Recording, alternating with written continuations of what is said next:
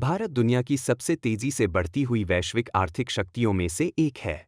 2023 से 2024 वित्तीय वर्ष में भारत ने 8.2% की वृद्धि दर हासिल की और उसका नाममात्र जीडीपी वर्तमान में 3.89 ट्रिलियन अमेरिकी डॉलर के रूप में आंका गया है।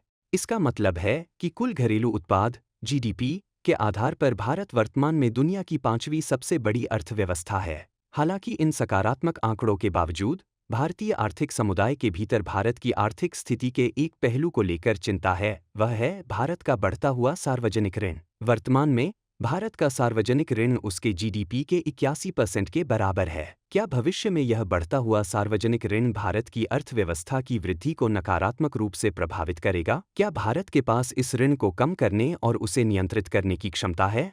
या इस बढ़ते हुए ऋण के कारण क्या भारत की अर्थव्यवस्था भविष्य में श्रीलंका और बांग्लादेश जैसे संकट का सामना करेगी? आइए देखते हैं। पहले यह समझते हैं कि एक देश का सार्वजनिक कर्ज अथवा पब्लिक डेट क्या होता है। जब टैक्सों और अन्य स्रोतों से सरकार को मिलने वाली आय सरकार की खर्चों की आवश्यकता से कम होती है, तो सरकार अपने देश के विभिन्न विकास कार्यों के लिए बाजारों और अन्य बाहरी स्रोतों से कर्ज लेती है।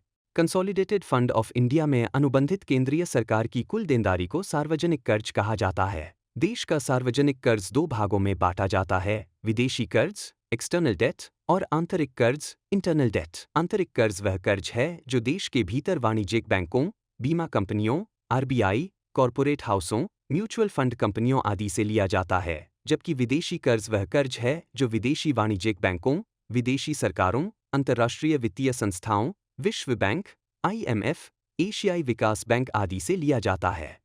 बजट के वार्षिक भुगतानों का एक बड़ा हिस्सा, लगभग 25%, इस सार्वजनिक कर्ज का ब्याज खर्च होता है, इसलिए सरकार के सार्वजनिक कर्ज का आकार बहुत महत्वपूर्ण है। इस वित्तीय वर्ष में सरकार का सार्वजनिक कर्ज जीडीपी का 62% होगा। 2024-2025 के वित्तीय वर्ष में केंद्रीय सरकार का सार्वजनिक कर्ज सितंबर के अंत तक 176 लाख करोड़ रुपए तक पहुंच गया है, जो पिछले वर्ष के सार्वजनिक कर्ज से 25% अधिक है। 2023 से 2024 के वित्तीय वर्ष के सितंबर के आंकड़ों के अनुसार भारत का सार्वजनिक कर्ज 147.19 लाख करोड़ रुपए था।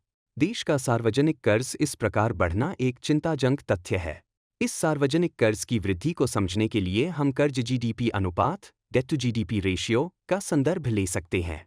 कर्ज जीडीपी अनुपात यह दर्शाता है कि किसी देश के लिए अपनी देनदारी चुकता करने की क्षमता कितनी है। निवेशक अक्सर कर्ज चुकता करने की क्षमता का आकलन करने के लिए कर्ज जीडीपी अनुपात पर ध्यान देते हैं।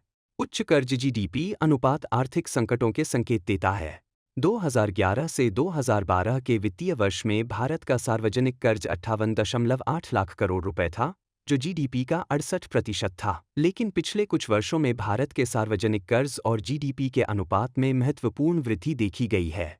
2010 से 2024 तक के आंकड़ों का विश्लेषण करें तो पता चलता है कि 2011 से भारत का कर्ज जीडीपी अनुपात बढ़ने लगा। 1991 के आर्थिक सुधारों के बाद 2010 में कर्ज जीडीपी अनुपात सबसे कम था, जो 66.4% था। फिर 2011 से इस अनुपात में वृद्धि शुरू हुई और 2014 के बाद यह अनुपात तेजी से बढ़ा। इस वृद्धि के पीछे का कारण क्या है? मोदी सरकार के समय भारत का सार्वजनिक कर्ज क्यों बढ़ा? यह समझने के लिए यह जानना जरूरी है कि भारत जैसे देश कर्ज क्यों लेते हैं। सरकारें बुनियादी ढांचे के विकास जैसे सड़क, रेल मार्ग, ऊर्जा उत्पादन, बंदरगाह, हवाई अड्डे, स्वच्छता, पेयजल और जन कल्याण योजनाओं के लिए कर्ज लेती हैं। भारत के सड़क परिवहन को बेहतर बनाने के उद्देश्य से शुरू की गई भारतमाला परियोजना और बंदरगाह परिवहन को सुधारने के लिए शुरू की गई सागरमाला परियोजना इसके उदाहरण हैं।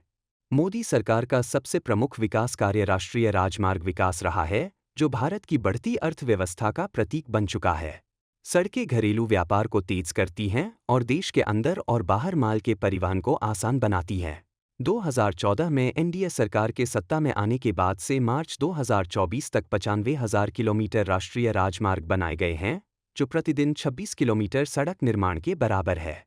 एक और परियोजना जो व्यापार को तेज करने के लिए शुरू की गई है, वह है समर्पित मालवाहन गलियारा, जो भारत के औद्योगिक, कृषि और सांस्कृतिक क्षेत्रों को जोड़ने वाली माल परिवहन रेल लाइन है। वंदे भारत जैसी प्रीमियम हाई स्पीड सेवाएं और मुंबई अहमदाबाद बुलेट ट्रेन परियोजना भी मोदी सरकार के समय शुरू हुई है। भारतीय रेलवे की 94% ट्रैक इलेक्ट्रीफाई की गई है जो मोदी सरकार के समय की एक बड़ी उपलब्धि है। 2014 से 2024 तक 40,000 किलोमीटर रेलवे ट्रैक इलेक्ट्रीफाई किया गया, जिससे भारत दुनिया में सबसे अधिक रेलवे ट्रैक इलेक्ट्रीफाई करने वाला देश बन गया है। 94% ट्रैक इलेक्ट्रीफाई हो चुके हैं, जो 61,813 किलोमीटर हैं। एनडीए सरकार का एक और महत्वपूर्ण विकास कार्य मेट्रो सेवाओं का विस्तार है। 2014 से पहले भारत में केवल 4 मेट्रो सेवाएं थीं, लेकिन अब यह संख्या बढ़कर 17 हो गई है। नई मेट्रो सेवाएं जैसे कोच्चि मेट्रो और बेंगलुरु, मुंबई में नई पथों का निर्माण इस अवधि के दौरान हुआ है। देश में हवाई अड्डों के विकास की स्थिति भी कुछ अलग नहीं है। 2014 से पहले देश में 74 हवाई अड्डे थे, जो मोदी सरकार के 10 साल के कार्यकाल में दोगुने होकर 148 हो गए हैं। इसके अलावा इस समय के दौरान भारत के बंदरगाहों की क्षमता भी 8 गुना बढ़ी है। पिछले दशकों में सार्वजनिक कल्याण कार्यों में भारत में महत्वपूर्ण प्रगति हुई है। अध्ययन यह बताते हैं कि 2005 से 2021 के बीच विभिन्न सरकारों ने विभिन्न योजनाओं के रूपांकन और कार्यान्वयन के माध्यम से 415 मिलियन भारतीयों को गरीबी से बाहर निकाला है। यह उपलब्धि संयुक्त राष्ट्र से भी सराहना प्राप्त कर चुकी है।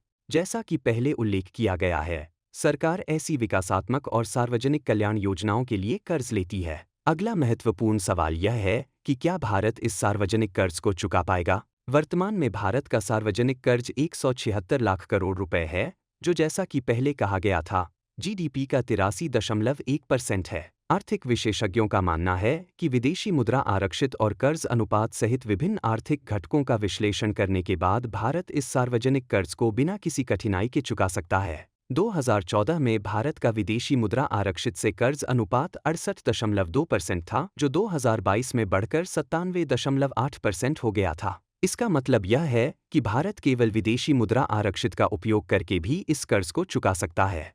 इसके अलावा, जैसा कि पहले कहा गया है, भारत एक तेजी से बढ़ती हुई आर्थिक शक्ति है। मौद्रिक जीडीपी के मामले में भारत 5वें स्थान पर है और खरीदारी क्षमता समकक्ष यानी जीडीपी पीपीपी के मामले में 3वें स्थान पर है। वर्तमान में भारत वैश्विक अर्थव्यवस्था में 3.37% योगदान करता है, जबकि जीडीपी पीपीपी के आधार पर इसका योगदान 8.23% है। 2027 तक भारत जर्मनी और जापान को पीछे छोड़कर दुनिया की तीसरी सबसे बड़ी आर्थिक शक्ति बन जाएगा। इस पर आर्थिक विशेषज्ञों का मानना है, जिनमें नीति आयोग के पूर्व सीईओ अमिताभ कांत भी शामिल हैं।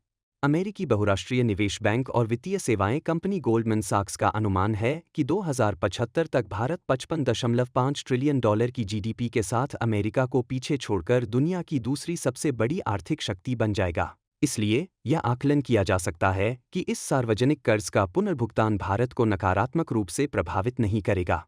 इसके अलावा, जब हम भारत के सार्वजनिक कर्ज की तुलना अन्य देशों के सार्वजनिक कर्ज से करते हैं, तो हमें यह समझ में आता है कि यह कितना प्रबंधनीय है। 2023 के आंकड़ों के अनुसार, दुनिया की आर्थिक महाशक्ति अमेरिका का कर्ज जीडीपी अनुपात 122% था। 2024 के फरवरी में अमेरिका का सार्वजनिक कर्ज 34.4 ट्रिलियन अमेरिकी डॉलर था। हालांकि अक्टूबर तक इसमें $1 ट्रिलियन का इजाफा हो गया और यह 35.7 ट्रिलियन अमेरिकी डॉलर हो गया।